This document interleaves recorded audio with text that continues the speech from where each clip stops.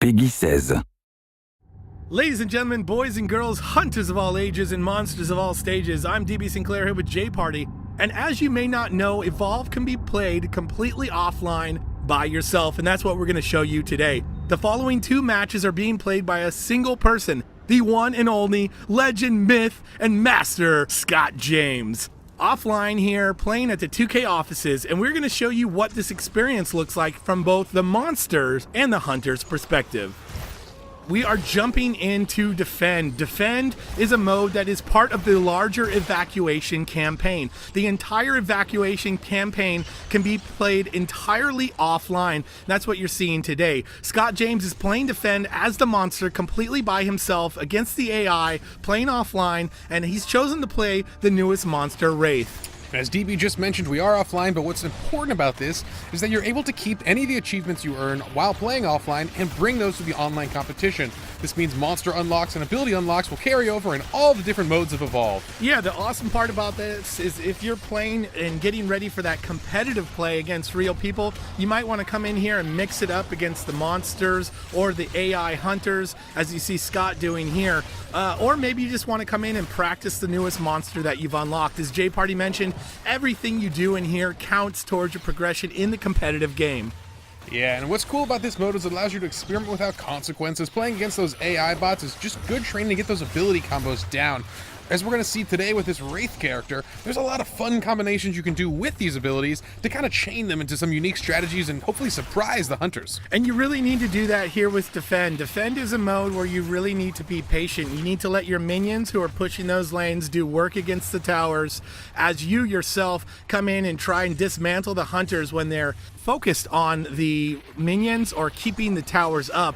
As you can see, the Wraith, though, down on armor, might need to pop out here, is able to do that, could possibly send that decoy in to do damage while he's out trying to get armor. Yeah, perhaps the biggest unique mechanic of Defend is that the hunters are going to constantly respawn.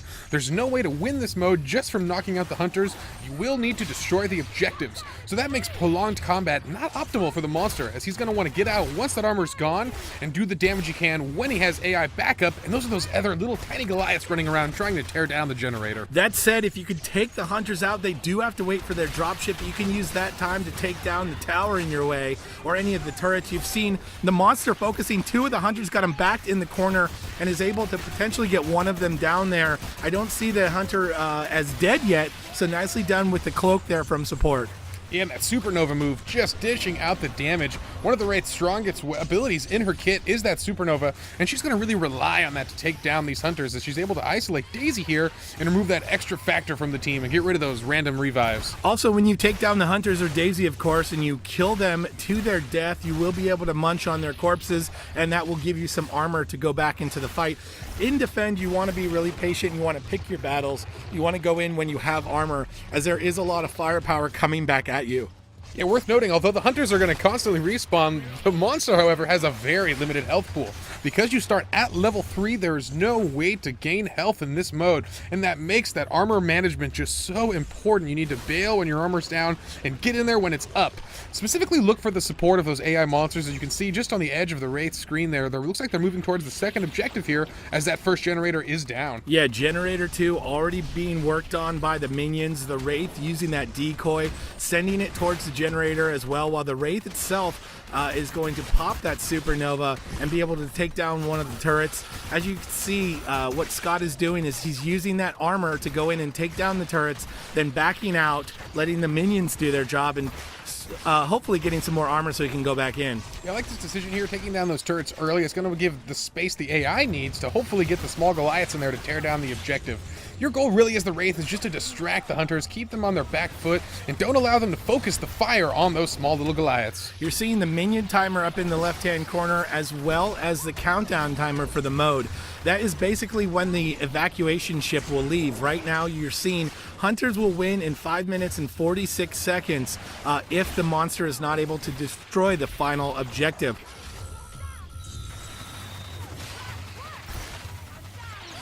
Popping the Supernova there is the Wraith. The Wraith going in on Bucket, trying to do some damage on the Hunter, unleashes the decoy there, and the Hunter goes down. Yeah, you may be noticing the decoy actually is going to gain the current state of the Wraith, and that includes the Supernova ability. So you want to use that Supernova ability first, and then unleash that decoy, and it's going to do a tremendous amount of damage as he goes for that abduct there, but misses the Hunters. Yeah, the Wraith misses the abduction, but goes in for the Supernova. Is going to try and do some damage and push the Hunters off of the generator, because we know that the minions were back there doing work. The monster knows that as well.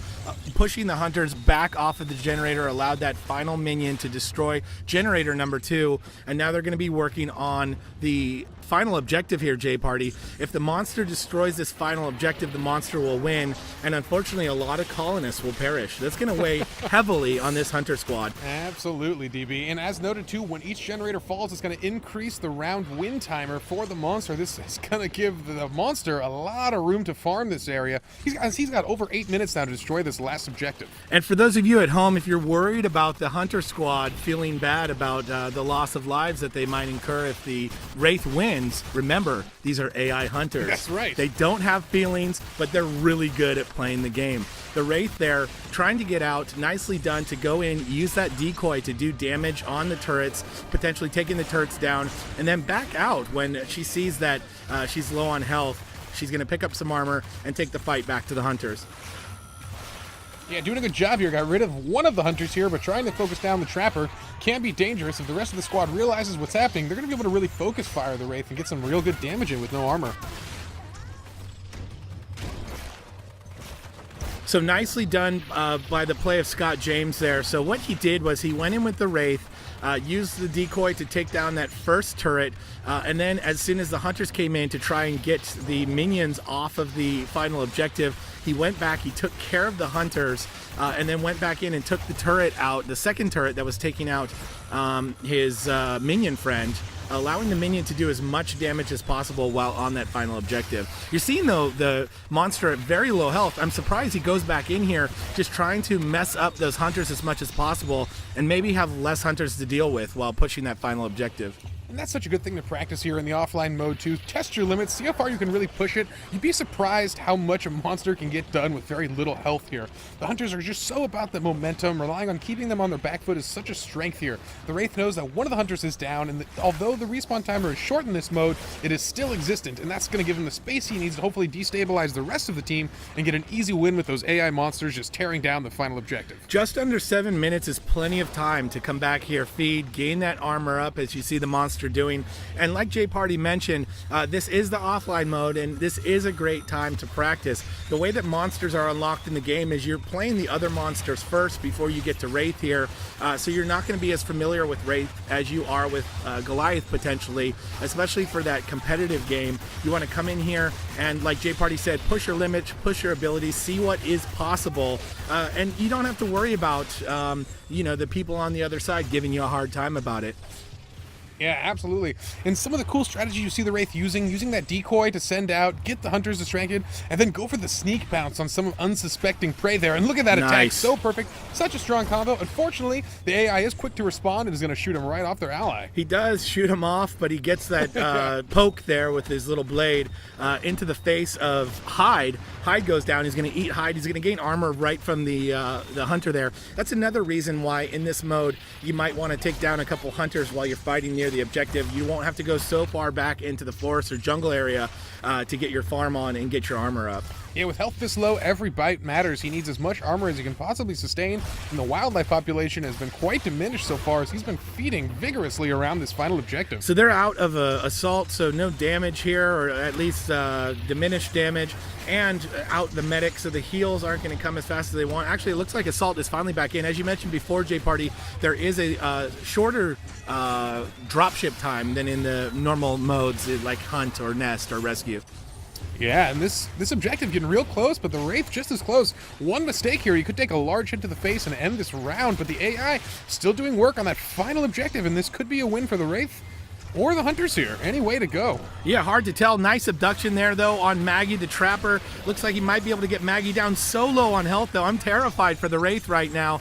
She needs to get out of there. Scott James is a smart monster player, though. He knows when he's reached his limits. Not so much when he plays the Hunter, though, Jay Parties. We've seen him been picked off. But as the monster player, nicely done. Uses that decoy to not be focused. Such a low sliver of health. Let's see what he can do here. As the minions working on the objective, doing a lot of work for him. Nicely done to keep the minions going by taking out the hunters and Daisy. And with health this low, it needs to be really aware of how many dashes he has. You see in the center of your screen, the indicator right over the crosshairs is those small little orange bars. That is his dash counter. He's only got 3 of those. It's a very limited ability, and then it must recharge after that.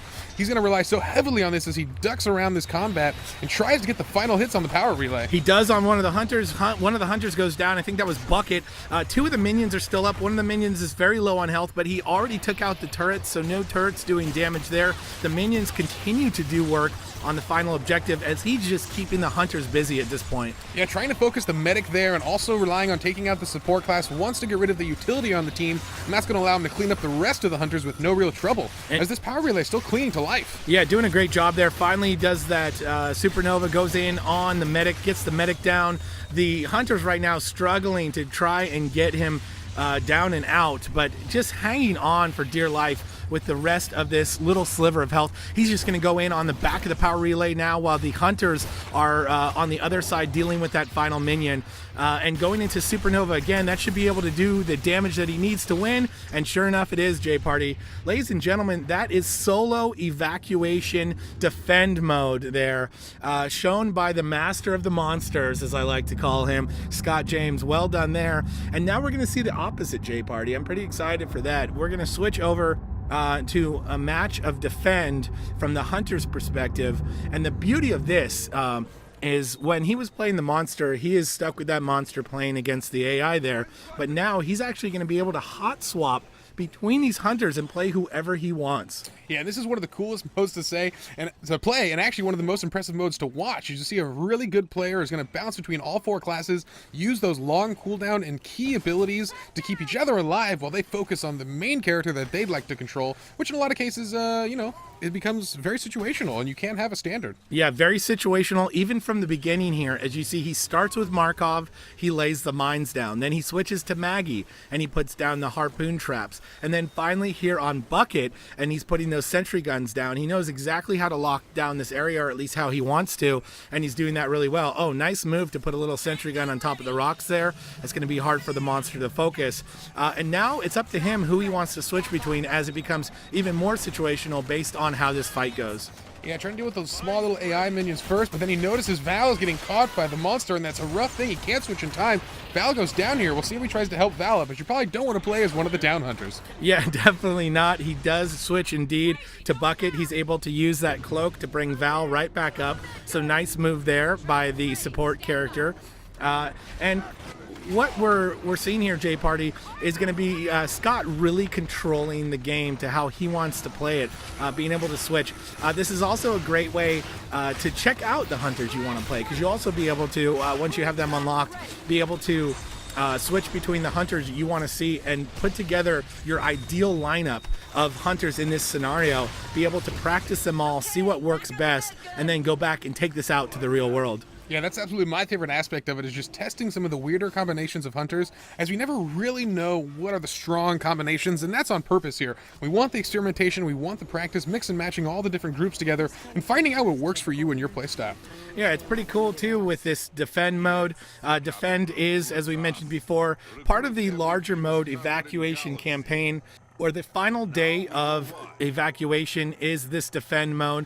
It's basically defending this final power source from the monster and his minions, as you're seeing those minions come in now. And he's right back to the game plan that he's sticking to, J Party, and that's putting out the traps, putting down the mines and the sentry guns, and just waiting for those minions to come in and then trying to take them down as fast as possible. Yeah, relying on a lot of this AoE, I can see why he likes Bucket. Those rocket launchers are going to allow him to do damage to both of those tiny little Goliaths at the same time.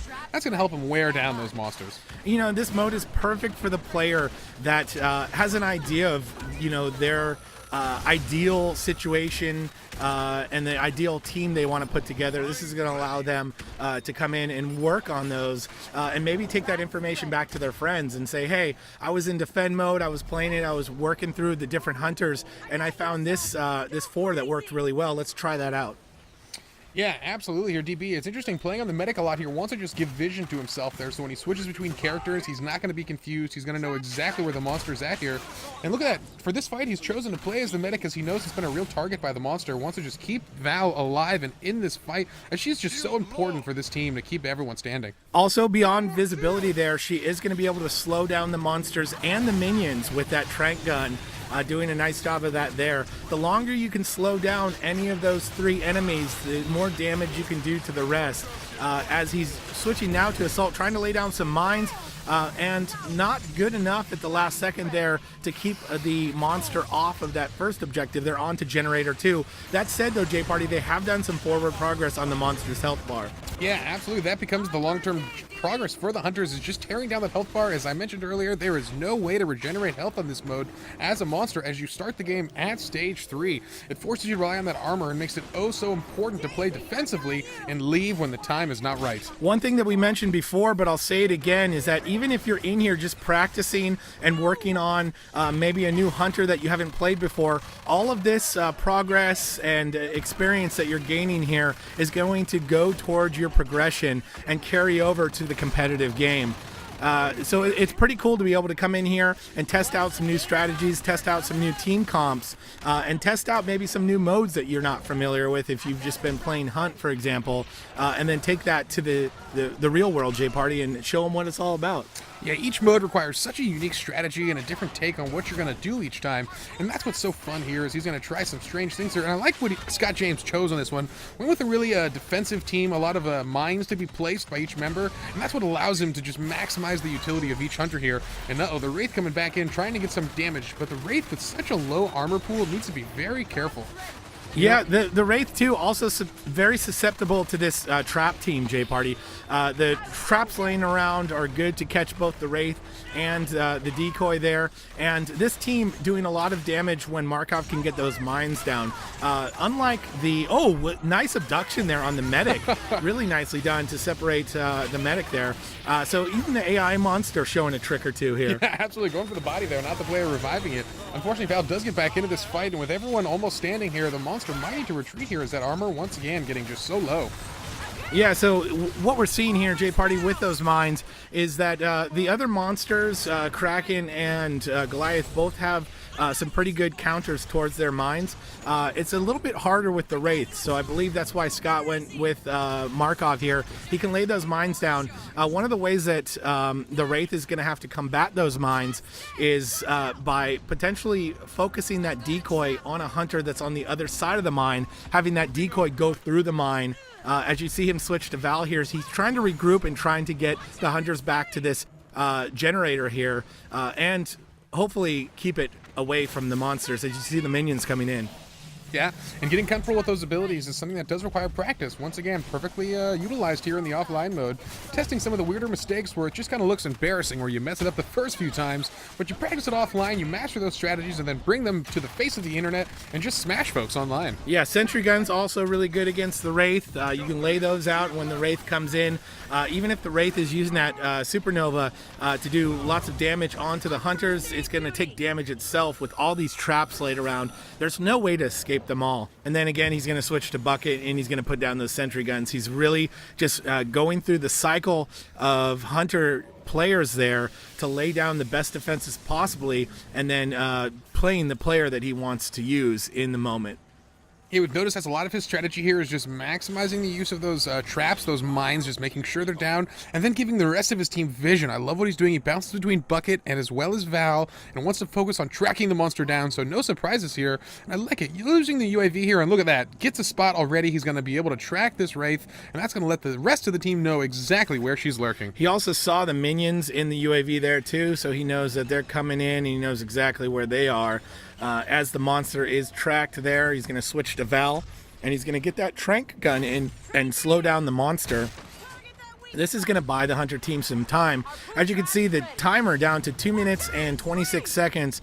This is a hunter win if they are able to hold the monster and the minions off for that time.